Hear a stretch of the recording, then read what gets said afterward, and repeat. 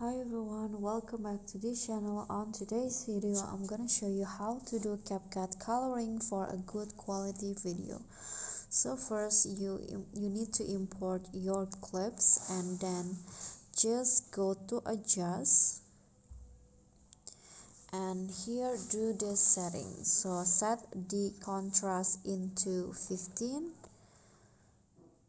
and then go to saturations and set it into -15. Next, go to exposure and add it into 15 and then set the sharpen into 100. Add some highlight into 10. Lower the shadow into -5